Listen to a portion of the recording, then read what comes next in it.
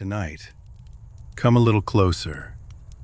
We're going somewhere strange. Into the forgotten corners of history, where survival meant doing whatever work kept food on the table, even if nobody else wanted to do it. History remembers the kings and warriors, the conquerors and explorers. But very rarely does it remember the people who cleaned up after them. The people who handled the things no one else would touch. The people whose job descriptions were whispered, not spoken. These were real jobs, respected, feared, and sometimes well paid. The work was not glamorous. It wasn't noble. But it was necessary. And without it, civilization wouldn't have survived. If you're comfortable, settle in. Let your breathing slow. You don't have to stay awake for every part. Just listen, and I'll carry you through the darker edges of the past at a calm pace. So, let's begin with a job that was as valuable as it was disgusting.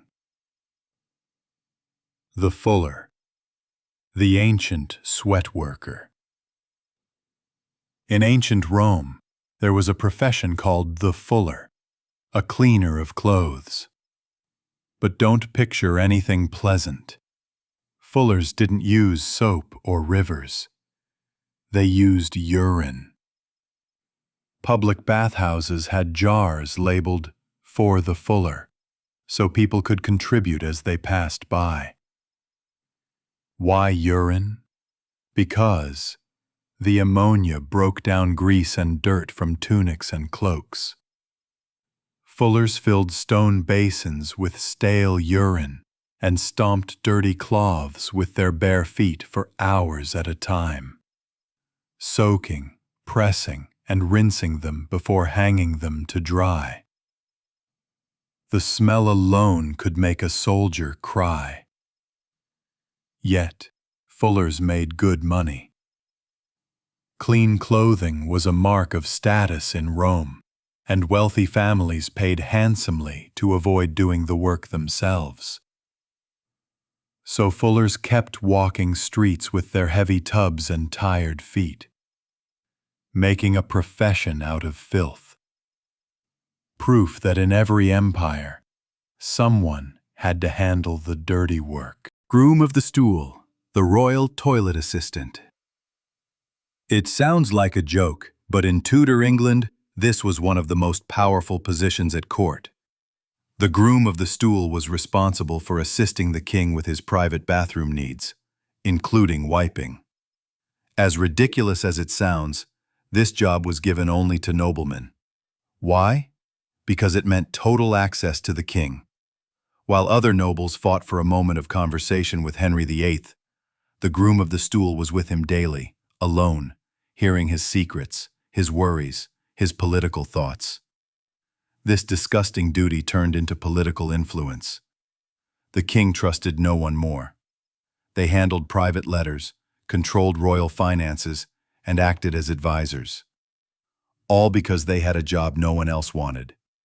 Disgust turned into power. The toad doctor, village healer of boils and curses.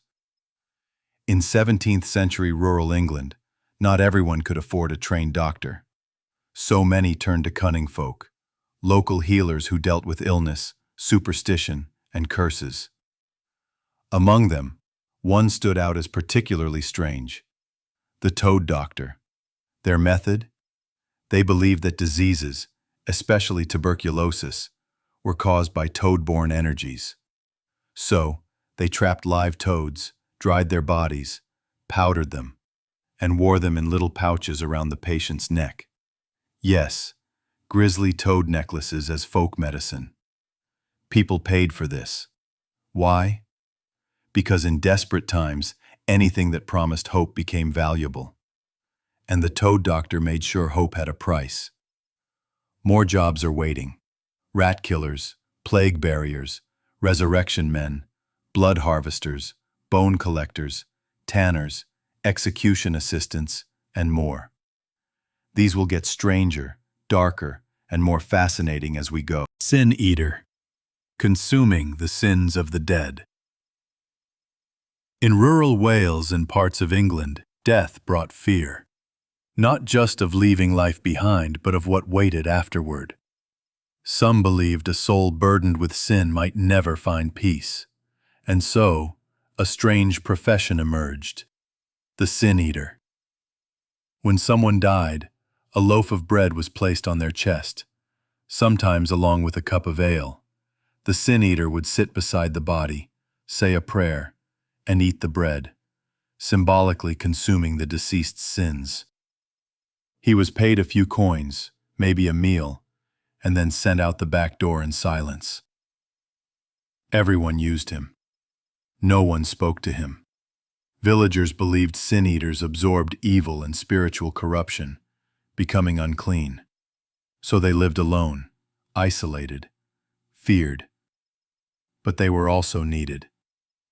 In a world before therapy and priests for the poor, the sin eater was the last kindness a family could buy. Dog whipper, church animal control. During the Middle Ages, dogs followed their owners everywhere, including church. But not all of them behaved. Some barked during sermons, some stole food from worshippers, some chased cats up the altar steps. So churches hired a dog whipper. His tools: a whip, a stick, and a pouch of stones. His job: remove any dog that disrupted Mass. Historical records show he sometimes had to separate fighting dogs or escort pigs and goats out of church too. It was humiliating work, but steady. He was paid well in some towns, because no bishop wanted his sermon ruined by a barking hound. You can still find dog whipper benches in old European churches, violent reminders that even holy places once had very earthly problems. Resurrectionist, the grave robber who fed science. In the 18th and 19th centuries, medical schools across Europe and America had a problem. They needed dead bodies to teach anatomy. But it was illegal to dissect corpses except those of executed criminals. There weren't enough. So doctors turned to the black market, and the black market provided. They were called resurrectionists, body snatchers. They dug up fresh graves under cover of night, hauled bodies to anatomy schools and sold them for cash. Many medical universities looked the other way. Some even hired them directly. They were technically criminals, but also essential to medical progress. Without resurrectionists, thousands of future doctors would have never trained. The human body remained a mystery until these grave robbers helped science understand it, at a terrible moral cost. Leech collector, bloodletting supplier. For nearly 2,000 years, medicine believed that most illnesses were caused by bad blood trapped in the body. The cure? Bleeding. Doctors used knives, cups, and leeches. But leeches don't gather themselves. That job belonged to the leech collector, usually a poor woman who waded into swamps and marshes with bare legs. She let leeches attach to her skin. When they had their fill, she pulled them off, dropped them into a jar, and sold them to apothecaries. It was painful, dangerous, and often led to infection or permanent scarring. But medical demand was high, so leech collectors made a living, one bite at a time. Night soil man, the original waste management. Before indoor plumbing, cities still had to deal with human waste. So at night, workers with strong backs and stronger stomachs went door to door, emptying chamber pots and outhouses. They were called night soil men. Working only after dark to avoid the smell upsetting townsfolk, they carried buckets through narrow streets, collecting waste and hauling it out of the city. Nobody respected them. Nobody talked to them. But everyone depended on them. And since almost no one else wanted the job, they actually got paid very well, higher than most tradesmen. Civilization needs heroes. It also needs night soil men. Tanner, worker of skins and stench. Long before factories and fashion houses, leather was made by hand, and the people who made it were called tanners. Their job was to turn animal hides into usable leather for boots, armor, belts, and saddles. But leather doesn't start clean. It starts with decaying skin. Tanners worked in pits full of rotting flesh, dog dung, and urine used to soften hides. They scraped fat and hair from skins until their hands cracked and bled. The smell of a tannery could be detected miles away. Medieval cities forced tanners to live at the far edges of town, downwind. No one wanted to be near them, yet society could not function without them. Armies marched in leather. Farmers depended on leather. Travelers survived with leather. Unwanted but essential, tanners made good money in many towns. They proved a simple truth. Civilization always hides its worst smells just out of sight. Plague buriers. Cleanup crew of the apocalypse.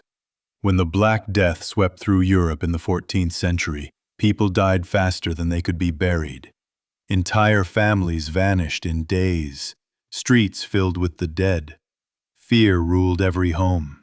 And yet, even then, someone had to bury the bodies. Enter the plague barrier, sometimes called the death collector. Masked with vinegar-soaked rags and carrying crude stretchers, they went house to house removing corpses. They dug mass graves called plague pits and pushed cartloads of bodies into them. Their work was horrifying and terribly lonely. Most died young, but for a short time, they were some of the highest-paid workers in Europe. They risked everything, and the pay matched the fear. If hell had a hiring sign, plague barriers would be on shift. Gong farmer, the deep pit digger of filth. In Tudor England, wealthy homes and castles had private bathrooms called privies, little wooden structures built over deep cesspits that collected decades of waste. Eventually, those pits filled up, and when they did, someone had to go down there and shovel it out by hand. That someone was the gong farmer. They worked only at night so no one had to see them. They climbed into pits filled chest deep with waste, hauling it away bucket by bucket. They were not allowed to live inside the city walls. People crossed the street to avoid walking near them. And yet, they were paid extremely well. Some became rich. Every luxury estate needed one, because even nobles needed someone to clean their mess. Corpse watcher, guarding the dead from the living. There was a time in history when people were so afraid of body snatchers stealing corpses that families hired professionals to guard graves.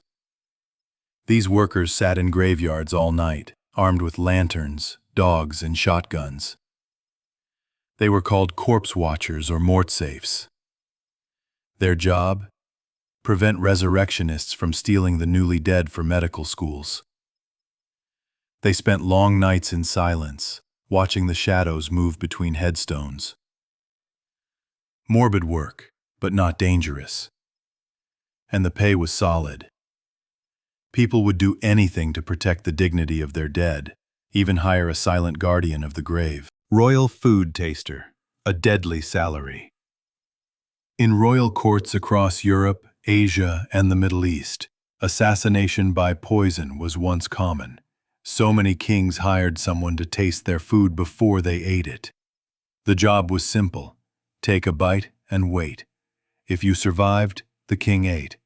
If you didn't, your family received a generous payment. In some courts, food tasters were trusted nobles. in others, slaves. In Japan, the shoguns used female food tasters, believing women had stronger intuition about danger. Either way, it was a job where a good day meant staying alive. Rat catcher, disease hunter of the streets. Before cities had pest control, they had rat catchers, men and sometimes children who roamed alleys with sacks, sticks, and small terriers trained to hunt. They were hired during epidemics and food shortages, when rats spread fleas, sickness, and panic. Rat catchers became local legends, equal parts heroes and scavengers. Some proudly displayed their catch in the streets, carrying dead rats like trophies to prove their skill. Others secretly released rats just so they could get paid to catch them again. Risky? Yes. But rats carried plague, and fear made people desperate. So rat catchers earned steady pay and sometimes bonuses for clearing entire neighborhoods. Bone collector, recycling the dead. In the 18th and 19th centuries, European industries needed bone for buttons, glue, sugar refining, and even early fertilizers. But bones were expensive, and animals alone didn't supply enough. So, bone collectors turned to cemeteries. After bodies decomposed, collectors dug up skeletal remains and sold the bones to factories. It was legal in many places. Sanitized by fire, bones became just another commodity. Workers hauled wagons full of skulls and rib cages through foggy streets. Their warehouses looked like ossuaries. They didn't care where the bones came from. Business was business. It was death, recycled for profit. Blood seller, getting paid by the pint. Blood wasn't always drawn by hospitals or Red Cross volunteers. In the early 20th century, before safety regulations, blood was bought, literally bought, from the poorest people in society. Traveling clinics set up donation tents offering cash for blood. Some desperate laborers sold so often they became weak or collapsed from anemia. It got darker in prisons where inmates were forced to sell their blood, and yet, blood sellers earned money doing what others feared. They fed families from their veins. Today, blood donation is safer, ethical, controlled. But in history, blood had a price. Executioner's assistant, apprentice of death. In medieval towns, the executioner was feared, but his assistant was often more disturbing. He sharpened the blades, built the gallows, held victims down, cleaned the blood afterward. Sometimes he delivered the first blow if the executioner hesitated. Executioner's assistants were social outcasts. No one would shake their hand. Yet they were paid extremely well and received free housing. Some assistants later became executioners themselves. High pay, dark reputation. This was a career path built on death. Tooth puller, street dentist of pain. Before dentistry became a profession, people with toothaches visited the town tooth puller, a traveling performer who set up stages in busy markets. Their tools were rusty pliers, iron hooks, and a bucket.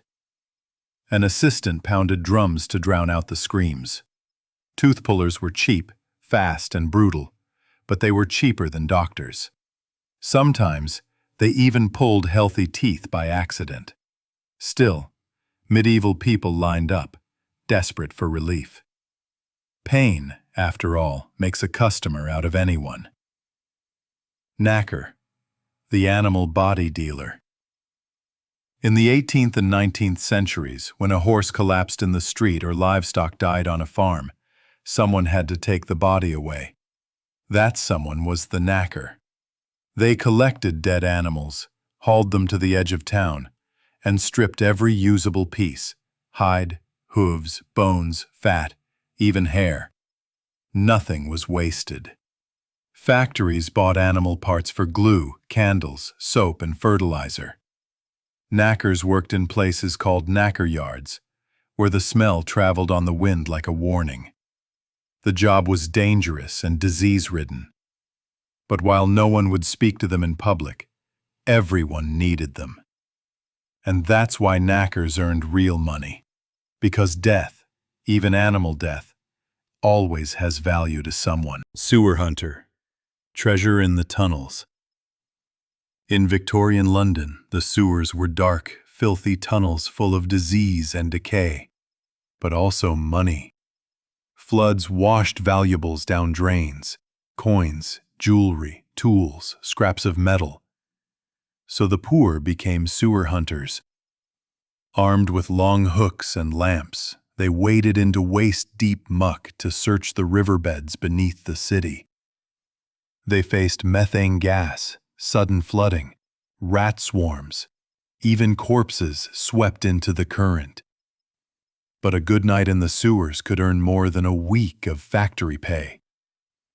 They were scavengers, survivors, men who walked beneath the world for a living.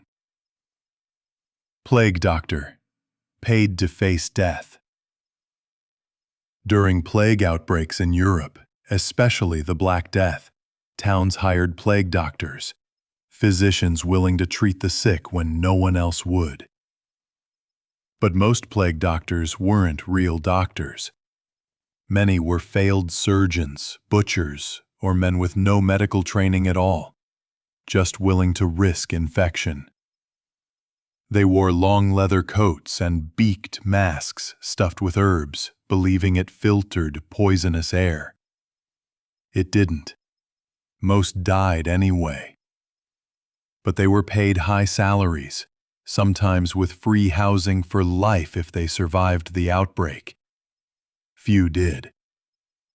Their job was part medicine, part record-keeping, part witness to horror. Pure finder, the dog feces collector. In 19th century England, leather was softened using animal dung during the tanning process. Cow dung was common, but dog dung, called pure, was the best. So poor Londoners became pure finders. They walked the streets with buckets, collecting dog droppings by hand to sell to tanneries. They were seen as filthy even by sewer hunters, which is truly saying something. But they earned steady money. Their work was legal, necessary, and disgusting.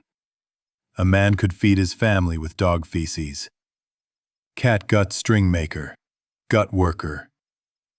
The 4 nylon, violin strings, and surgical sutures were made from catgut, which, despite the name, usually came from sheep intestines. Workers soaked intestines in lye, scraped them clean, and stretched them into strings. The smell was overwhelming. The risk of infection was high, but musicians needed strings, doctors needed stitches, so gut workers had stable business. People mocked them, avoided them, held their noses when they passed, but still paid them. Because even beauty, the music of a violin, was born from something unpleasant. Gallows cleaner, keeper of the execution grounds. Executions didn't end when the crowd went home. Someone had to cut bodies down, clean the blood, and reset the gallows for the next hanging. That grim duty fell to the gallows cleaner. They worked at night, quietly untangling nooses and wiping platforms. Sometimes they even repaired broken necks if the family paid to make the body presentable for burial. They carried death on their clothes and sorrow in their pockets. Yet they were well paid, because even justice needs janitors. Vomit collector, party cleanup crew. In ancient Rome, wealthy elites hosted massive banquets, hours of eating and drinking. But people didn't like stopping, so they forced themselves to vomit to make room for more food. Who cleaned up after that? The vomit collector. With buckets of sawdust and rags, they walked behind guests to wipe floors and carry away the mess. They were hired servants, paid per night, and tipped heavily for their silence. Rome may have built aqueducts and roads, but their parties were cleaned by the lowest hands imaginable. Brothel inspector, official of the night. In some medieval cities, brothels were legal businesses, but regulated. Officials called brothel inspectors were hired to check health conditions, prevent abuse, and ensure taxes were paid. They carried lanterns, medical ointments, and notebooks. Their job forced them to walk the border of two worlds, the lawful and the hidden. Society judged them, but governments paid them, because even vice paid taxes. Castle gong scourer, the royal sewer crawler. Inside castles, waste didn't just disappear. It flowed down guard robes, vertical shafts built into walls, and collected in pits. When shafts clogged, someone had to climb inside and clear them. That was the gong scourer.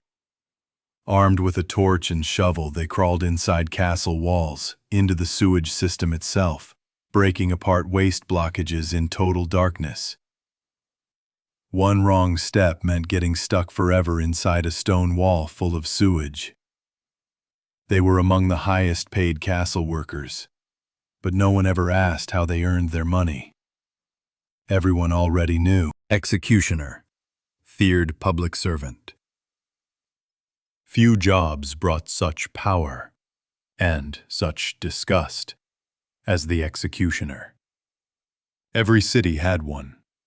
Sometimes he hanged thieves, sometimes he beheaded nobles with a sword. He was paid handsomely, in gold, land, or tax exemption. But he was never welcome in society. Executioners lived apart, their children forbidden to marry into respectable families. Yet judges needed them, kings commanded them, priests tolerated them. They stood between law and chaos, a lonely profession where duty buried mercy. Sewer diver, into the underworld. Even after modern sewers were built, blockages still happened underground.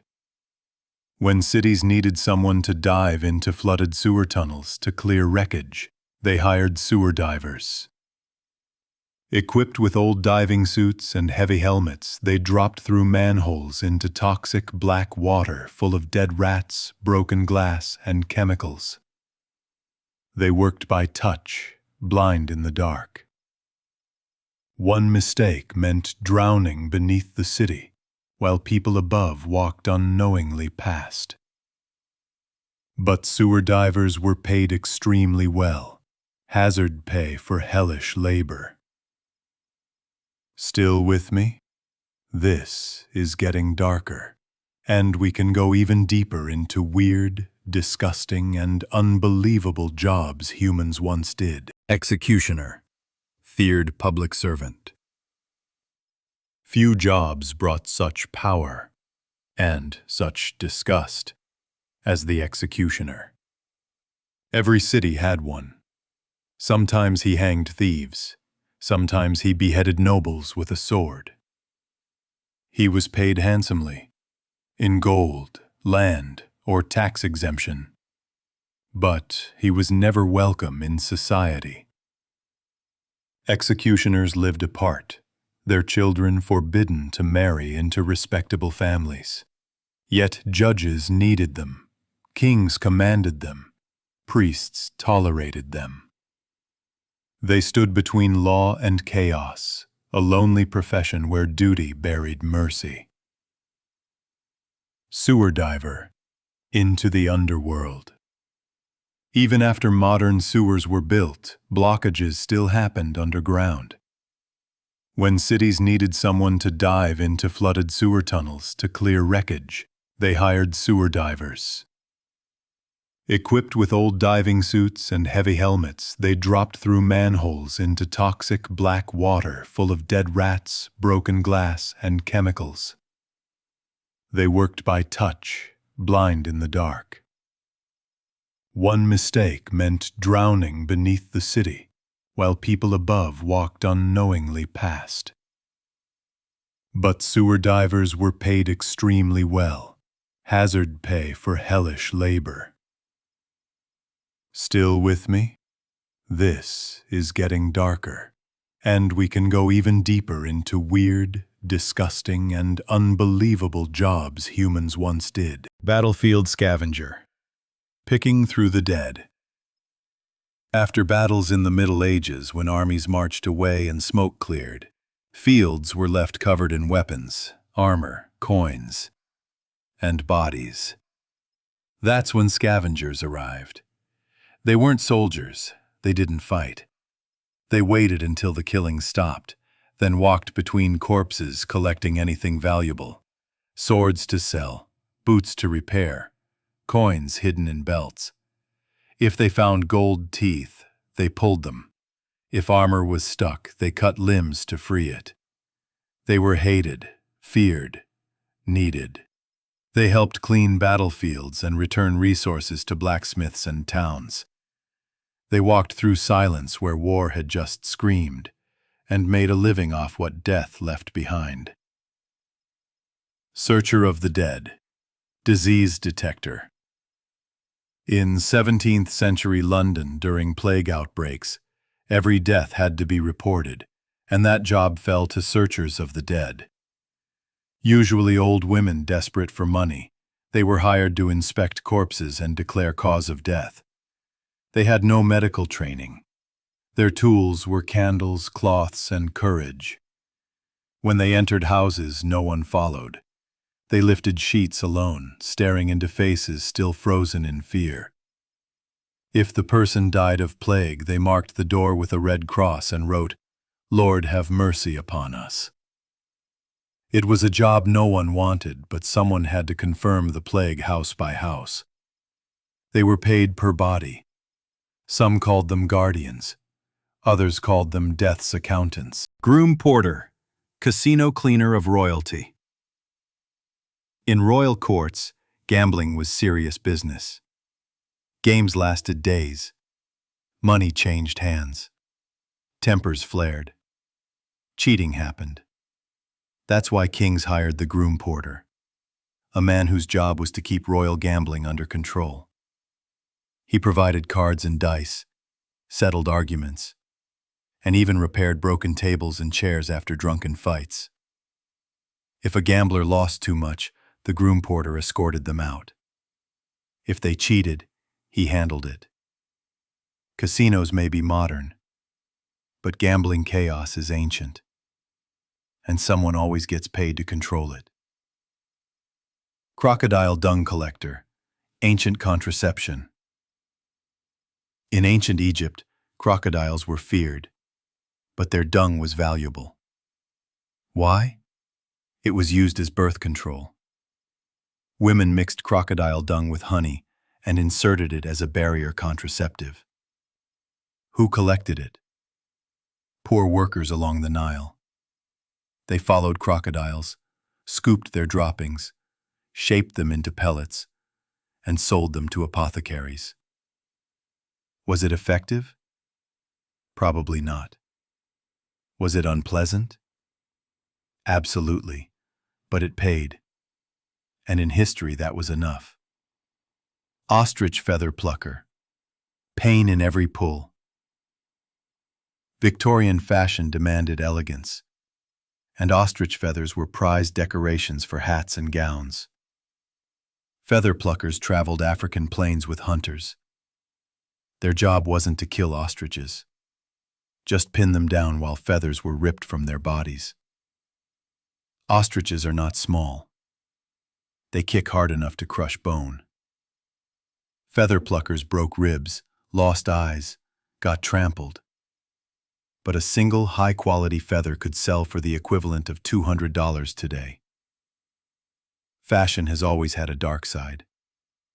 Someone always paid the price for beauty.